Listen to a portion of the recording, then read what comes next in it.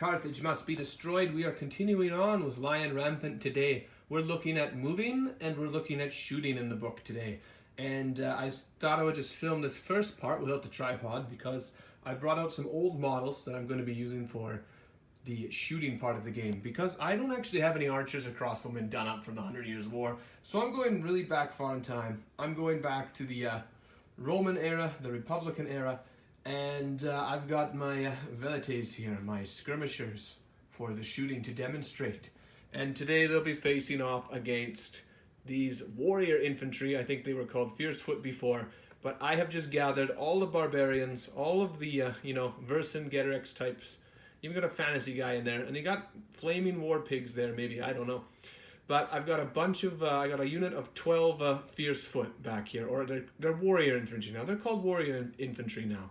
So I'm going to use these guys today, mostly the skirmishers here, to demonstrate how moving and shooting works. And also just to, show you guys that you can actually adapt these rules for Lion Rampant for anything. Like, it covers the Dark Ages to, I would say, the late medievals. However, if you want to adapt this to like the Roman era, it's not hard. I mean, a lot of the combat stuff in the book could easily be used even for fantasy, whatever.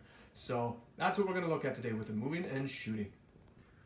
Okay, so let's look at the moving here. I've got my skirmishers set out, and across the river you guys know that there's some warrior infantry over there. So moving in Lion Rampant, it's very simple. You're given a movement value. For the skirmishers here, it's 8 inches, and every unit profile will just write the movement in inches on there, so you don't have to constantly look back in the book. But basically, light cavalry in this game is 12 inches. If it's mounted, if it's anything else mounted rather, it's going to be 10 inches. Skirmishers and warrior infantry and light infantry are going to be moving 8 inches, and the slowest of all the guys are the rest of the units on foot. So you're looking at like the elite infantry and the heavy infantry. They're moving 6 inches. So you can move during your order activation of the phase. It's one of the options between move, shoot, and attack. So when you want to make a movement, you of course need to do a movement order. You have to test to see if you're going to pass it.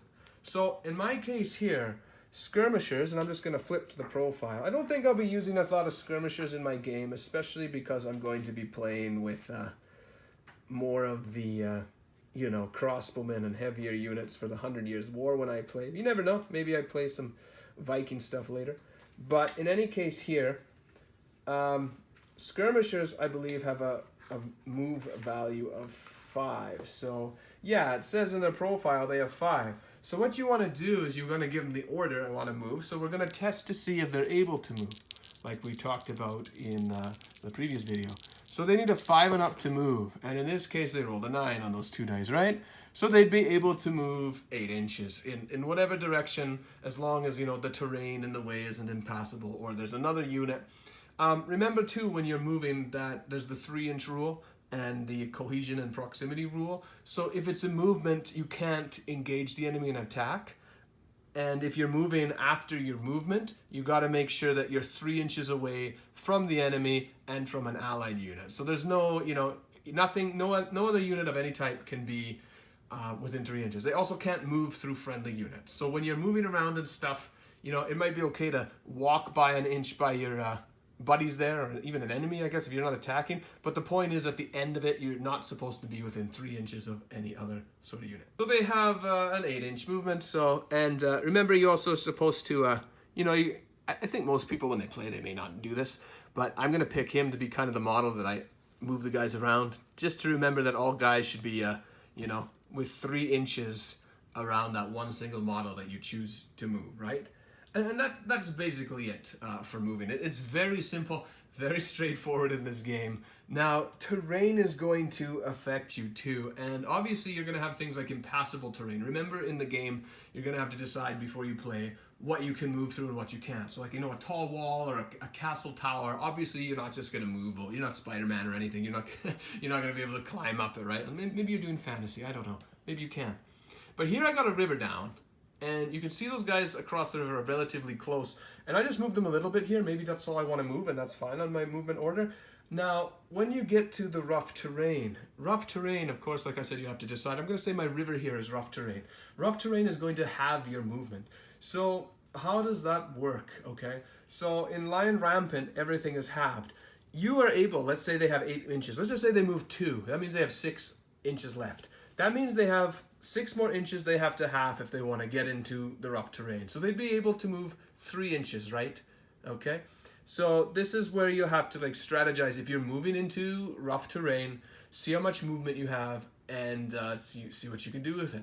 Now, I wouldn't do that because it's going to be 3 inches too close to my enemy there. So, you know, I'm just going to sit here and then maybe, you know, maybe on the next turn when the fierce warriors over there, the warrior infantry come at me, maybe I'll evade, because that's something skirmishers can do. And I'm going to look at evading later. I'm not going to focus too much on it now, because I just want to do the basics of moving. But something like this might be a good strategy with fast-moving skirmish-type infantry. They kind of use the rough terrain to their advantage, and maybe they can back off and escape when, you know, the enemy across there might be moving through rough terrain, something like that. The other thing I should mention, too, is that only the individual models that enter rough terrain are affected by it. So if this guy were to, you know, if I want to go a little closer, okay, maybe he gets in there, he's affected by the rough terrain. But his buddy doesn't want to be. So maybe his rest of his buddies with the rest of their movement decide, yeah, we're just going to move around here. So only this guy gets affected by the rough terrain. But remember, regardless of what you're doing, you have to keep cohesion. You know, you pick that one guy that's supposed to be at the front, everything has to end 3 inches around him. So even though movement, you know, is going to be based on the individual model moving, they still have to maintain that cohesiveness and that proximity at the end of their move. So everything within 3 inches of each other. We're also going to talk about obstacles. Now, I'm going to move these guys back a little, and let's just say that they're going to move. But let's just say there's some debris in here. And let's go back a little further. Just a bit further. I'll move my tripod to follow along. We move back a little further. And I want them to move up to the terrain. Actually, no, you know what? I'm going to make them cross the terrain. And, you know, I roll my movement.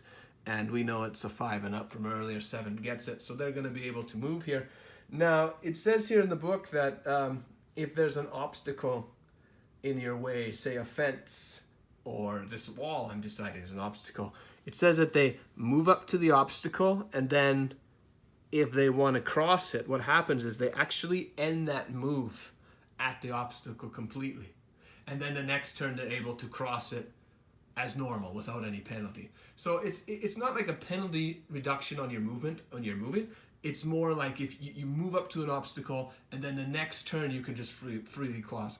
It's like they moved and then they use the rest of whatever their movement is to jump over it, and then they continue on their way normally. In this case, it would still be hindered by the rough terrain behind it after, but they could just move otherwise into the rough terrain with the penalties, of course. Let's look at shooting here. So I moved these guys up last turn, and as you can see, let's move them up a bit closer. My enemies there, the fierce warriors back there, are across the river, and I want to start shooting things at them. So let's just say for whatever reason they moved, and then the enemy failed his activation tests. You know, he had a bad roll. He doesn't move. He's still there. Okay, it's back to my turn. I want to order these guys to shoot. Okay, so of course you got to do the first thing is to see if they actually get the activation to shoot. They have a shoot of 7 and up. So let's roll here. Look at that. They failed, but you know what? The leader's nearby and uses the reroll. Bam, he got it. He has 11. So there's the leader again in action. So they roll an 11 here. So they pass the shoot, no problem. Now they're actually going to choose the unit they're going to shoot at. In this case, they're shooting over at that unit over there. And then they're going to roll to see if they hit them or not. And then there's also some modifiers and stuff, which we'll talk about right now. So in Lion Rampant here, before I get into the rest of it, we know they passed their shoot activation there. There's different weapons that guys are armed with. There's bows and crossbows that go up to 18 inches. There are slings, some mounted crossbows, and what else did they say? There's also mounted bows. So horse archers and that kind of thing are a little shorter range at 12 inches. And then finally there's javelins, which are only 6 inches. Now I made these guys skirmishers for my game. And even though they're depicted as having javelins, skirmishers do have a range of 12 inches. So they're a little better at throwing the javelins than, say, maybe it's a Stoddy or something have javelins, and they're a little better. They've been doing it their whole life or something. I don't know. But these guys have a range of 12 inches as skirmishers here. Okay? So I'm going to choose a target. In this game, line of sight is all the way around, and there's a few rules we have to discuss here when we're looking at the things you can shoot at. So of course here, line of sight, as we talked about before, is all the way around the unit. You can choose whatever target you want to shoot at. So if there's something back here, you could shoot, unless the enemy closest to you isn't within one activation of attacking you. Okay, so normally if you're at range, you can shoot at whatever you want, except that if the enemy is about to hit you, like if it's about to make an attack and can successfully do so, if he passes, that's the only option you got. That's the biggest threat, right? So chances are you're going to be shooting at the closest enemy anyway. There may be choices sometimes, but if he's about to attack you in his next turn, that's going to be your only option. And you cannot split up unit shooting. You have to shoot at the single unit across from you. So I've chosen them. I couldn't choose someone way off here if there was another unit. There has to be line of sight between at least one model. So here they all can see it, but let's just say there's a bridge or something, and then this guy's obscured on the edge. That's okay, because these lads here can still see. At least one model needs to be able to see the enemy and able to target them with line of sight. And of course, use your common sense here. If they're behind some impassable thing, they're not going to see them. There might be cover involved, and I'll talk about that in a second. Just use your judgment if that's the case. Maybe there's cover, or maybe there's something blocking their way that might obstruct them or give them some bonuses, and we'll talk about that in a second. But use your judgment when you're shooting. There's a lot of, a lot of common sense and kind of discussion about how the terrain works with your opponent. The one thing I did forget to say here is that these guys in their own unit will never block line of sight. You're just looking at the model that can see them, essentially. But if I had another unit behind them, say archers or something, this unit's blocking line of sight, even though they're all open in a skirmish formation. So that other unit would actually have to move first and then wait until another turn to shoot proper, okay?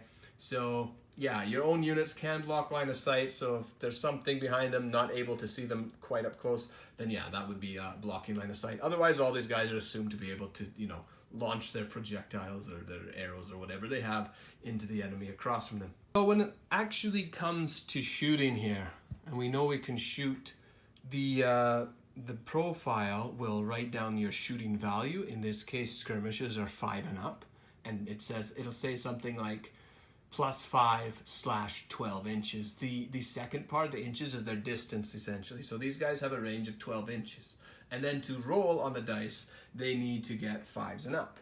Now how this works in this game is the attacks aren't divvied out in the amount of troops in the unit. I know there's 6 guys here, but what happens is that every unit and this applies for both shooting and attacking, they have a total of 12 dice to roll. So even this unit right here, they pass their shooting, the shooting activation, and now on 12 dice, they have to roll 5s and up to see how many hits they get.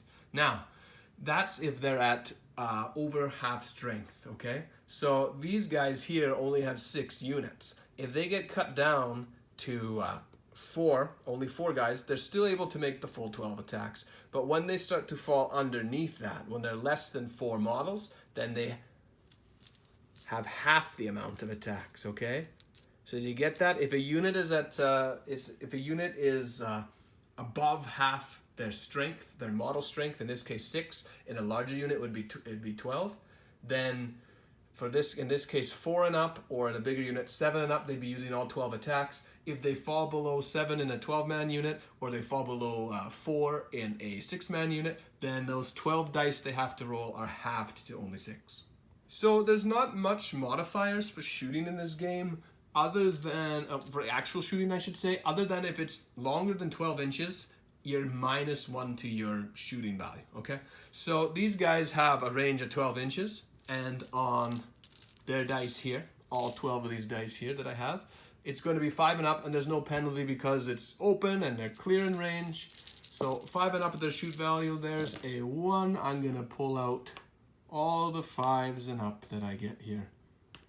Okay, and that's it. I got those on the side. So 3 hits out of the 12 land into the warrior infantry across there, and there's no negative value because they're at short range. If these were crossbowmen and they had to do 5 up for whatever reason, well, they're not. I think it's 4 and up. If it's crossbowmen and they were out of 12 inches, then they'd be hitting on 5s and up as well because they'd have -1 for being 12. So 12 inches is the magic number. If it's over 12 inches, then you know that it's -1 to the shooting score that you need on the 12 dice or 6 dice if you're half, if your unit's half dead.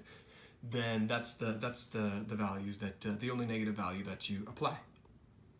So the only other modifier for shooting is, let's take these stones and say they were here for whatever reason, and it's cover for the guys behind, and let's decide that's cover for these guys here. These guys shooting is not affected. The actual shooting is only affected by the range. The guys though in cover do get +1 to their armor. So if they were in cover, instead of their normal 2 armor, which warrior infantry have, they would be upgraded to 3 armor because they're in cover, okay? So cover against shooting gives the unit getting shot at +1 armor. But this wasn't here, all right? So they were just shot in the open, and so they're going to take a bunch of hits here. Now, I rolled 3 times here, or I hit 3 times rather, and on 5 and up, that means I hit them there. Their armor value is 2. So against guys that have an armor value of 2, if you score 2 hits, that means they've lost a guy. So in this case, I've hit 1 guy. So we know that. The leftover guy is not enough to get another one, so it's just disregarded. So from shooting there, that unit over there just lost 1 man, all right? So it's okay for skirmishers considering they rolled on a 5 and up and then had to get a 7 to test, right? So it's not so bad. I guess it's a cheat unit against a fierce warrior unit. So yeah, that's basically how shooting works out in the most basic sense, I think, in this game. 2 things I want to add to here too. When a unit is shot at, and if they lose a unit in this, or if they lose an infantryman or whatever it is, a horseman, whatever, if they lose a soldier in that unit, they have to take a courage test as they've lost a guy here. So I'm going to quickly look at, I think it should be quite high since I'm assuming it's going to be high since they're warriors, but I'm just going to do this because I think it's fun. But let's look at the warrior infantry here. It says in the book that warrior infantry have a courage of 4 and up. That's pretty brave. So they took a hit, they lost a man, they roll, and they're good. They got a 10.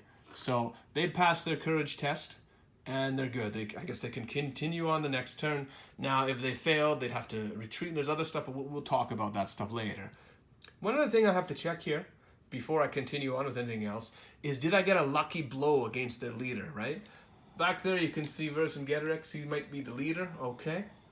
Well, if you are the attacker, throwing things or shooting things, and you roll snake eyes, oh, that was close, I got half there. I got 1. If you roll snake eyes, you actually kill the leader. So that's one of the ways the leaders might die, outside of just simple, challenge combats. If a shooting unit, when they've inflicted casualties are able to roll snake eyes, double 1s, then the leader is killed from the shooting. That's called a lucky blow. And then I assume you just follow the courage test as normal because you still lost a guy, right? In that case. So you just do that to see if one of the guys hit was the leader. Now, if, I rolled a 6, I didn't hit the leader. If there was more casualties, the leader is always going to be the last one you remove, unless he's died in a challenge, or in this case, he's been hit by a lucky blow from shooting. So that, I killed the guy.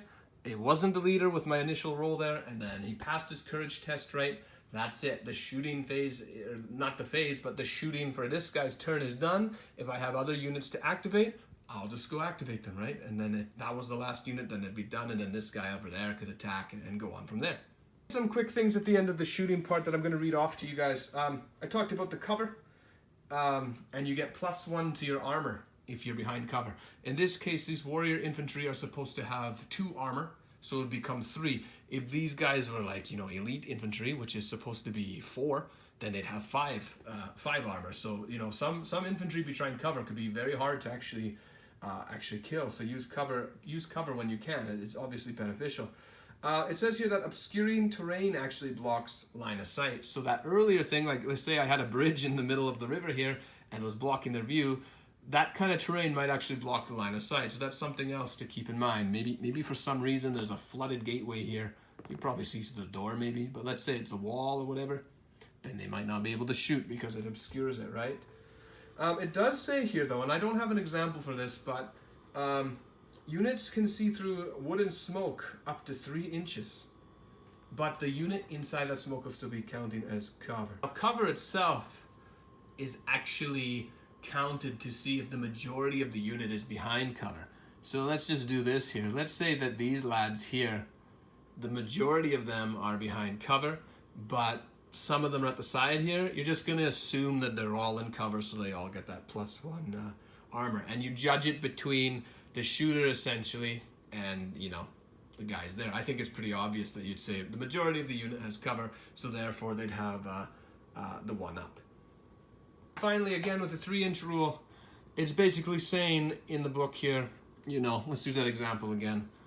If it's something like this, okay, and you know, these guys can clearly see on this side there's guys here. As long as these guys are like 3 inches away from the actual terrain in the way, they're still in cover. I mean, I think that's common sense. And of course, they'd have to be behind it, right? They're not going to get a cover bonus from this. That makes sense, right? They're in front. Why would they get a cover bonus? So a little bit of common sense there. Okay, well, you know what? That is it for this turn here, or this part of the video here. I'm almost tempted to film those Wildfoot come in and crush them, because why not? You know what? Let's do it. We're not going to go into attacking in detail here, but we're just going to see if these guys can get revenge. And I'm going to try out the evade rule for fun. So warrior infantry have wild charge. It's their turn. Guess what? They got wild charge. And it says too, I forgot to tell you guys this. I forgot to tell you that there's a rule called fast. And skirmishers have it. And warrior infantry have it. Fast is you cancel out the effects of rough terrain on certain moves. And in the rule book, you can see here, I'll show you here, there's fierce warriors here. Is it gonna fix for me? Sure. Wild charge, and then it says it's fast as well. So fast guys aren't affected by the terrain, they're just gonna fly through it. So let's attack. So what I mean by that is if the unit is fast, the rough terrain rule doesn't apply to them, they're not halved. So let's crush these guys. They got a good attack. 8 is definitely gonna get an order in. So these guys are gonna fly in and possibly kill them. However, skirmishers have a rule called evade, and you know what? I don't care. I'm not going to let them evade for whatever reason, because I haven't looked at that in detail in the book yet. But let's just assume that these warriors make it in, and they just smash into this unit. So all 12 of these dice, warriors have a attack value of 5 and up. I just rolled a good number to get that.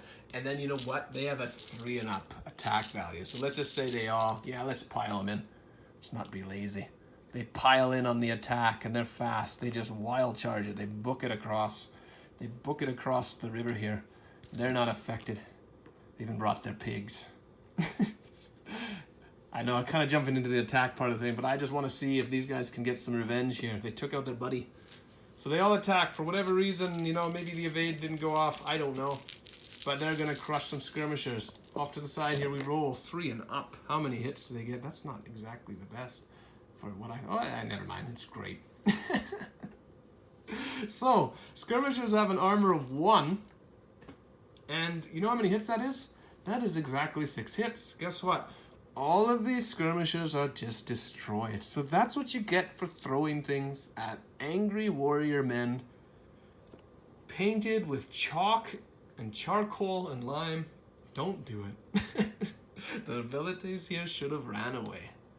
Anyway, more of that stuff later when we get into the next video, where I'll get into more details about the attack part of Lion Rampant. But today that was moving and shooting and a little example of warrior infantry getting revenge on some cowardly archers that decided skirmishers that decided not to evade for whatever reason.